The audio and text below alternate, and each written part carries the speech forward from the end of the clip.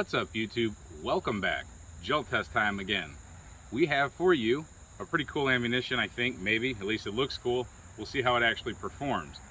I was at a class a couple weeks ago, and one of the other people that were at the class with me, they had an ammunition that they had purchased, and they wanted us to test it for them. So it is this stuff. I'll put it right here so you can get an up-close look.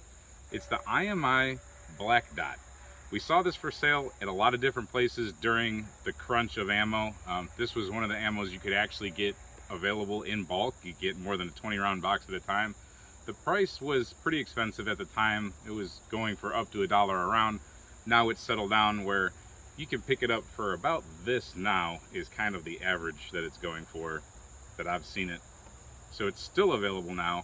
I haven't seen a whole lot of testing on it. It looks pretty interesting, but looks can be deceiving. Let's see how it actually performs. Now, anything that gets painted with a black tip, of course, has got to be extra scary, kind of like the Black Talon type of stuff was supposed to be, or black tip 30-06 ammunition that everybody seeks after. But I don't know. It could be a gimmick. I don't know why you would want to paint it black other than just identification purposes, maybe just so that you know for sure that's hollow point ammo that you're putting in the gun. The hollow point does look pretty good, but let's see if it actually expands and does its job. This is supposed to be 124 grain plus P. I'm not sure the velocity, but we're going to see if the chronograph behaves. It's starting to rain a little bit and it's kind of overcast. It usually kind of does like that weather a little bit. The tools that we're going to be using today are the Glock 17, and we're going to be using the Shield 9mm or M&P Shield, the original, the Gen 1, not the Shield EZ, not the Shield Plus, just the good old Gen 1 Shield. And just so everybody knows, my face is still a little bit messed up from palsy, being paralyzed a little bit over here on this side. I'm not drunk, I'm not drinking, handling guns. Let's get started with what's hopefully a pretty cool test. So we're about 10 feet off the gel. Let's start with the Shield.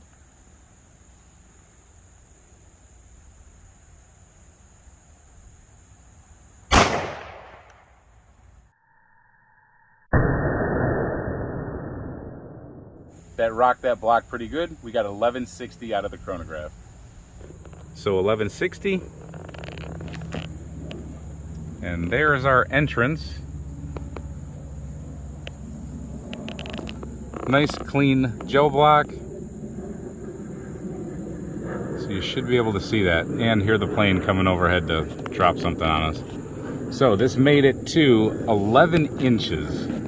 12 inches, I'd say maybe 12 and a half inches with a bounce back to 11. It did some kind of opening up. Top down view. Right to there. So out of the shorter barrel of the Shield, we basically got 12 inches. Let's see how we get with a Glock 17 longer barrel.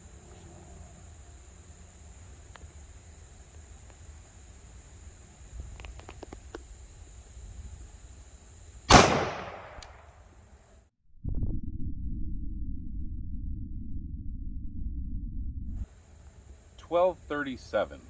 So there's the 1237, and our entrance on that one is the top right there.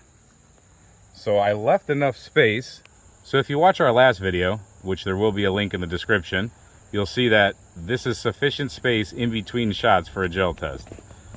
So you can see pretty much the same wound path, and they landed in the exact same place.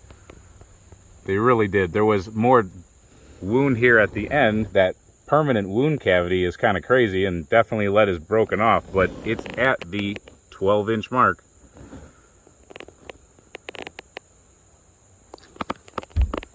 So from above you can see that the wound channels are separate, but both pretty much the same. So again, to dispel that myth about the channels being too close to themselves, you would think that the longer barrel being closer to a channel that's already been shot would go farther, but no, they landed in pretty much the same spot. So myth busted again, I think. But let's see how these bullets look when we get them out of here. The Black Dot measures in at .569, .553, and honestly I lost track of which one was which.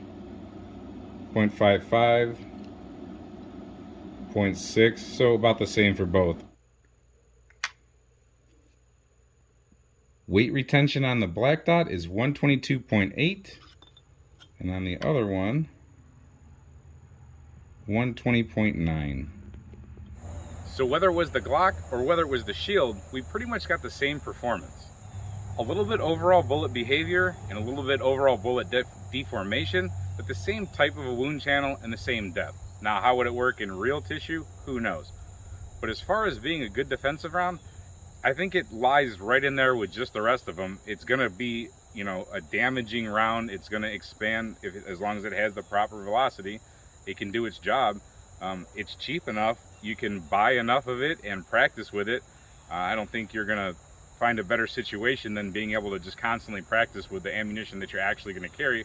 You can make sure it feeds through your gun and your magazines without a hiccup, and you have no excuse because you can run a couple hundred rounds through it.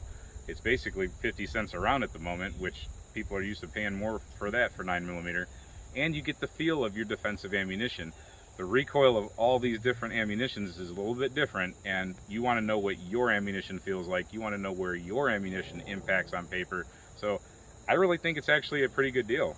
As long as they produce consistency, I think it's pretty good stuff. So thank you to my friend at the range for giving me that ammo to test, and there you go. Hopefully you got your answers that you were looking for. You can carry it in either pistol, really. I know you said you're not going to carry it in the Shield, but people out there, you can. Hope you liked this video. Thank you for watching. Until we see you next time, which we got plenty more gel tests and cool stuff for you. Stay safe, have fun, and keep shooting.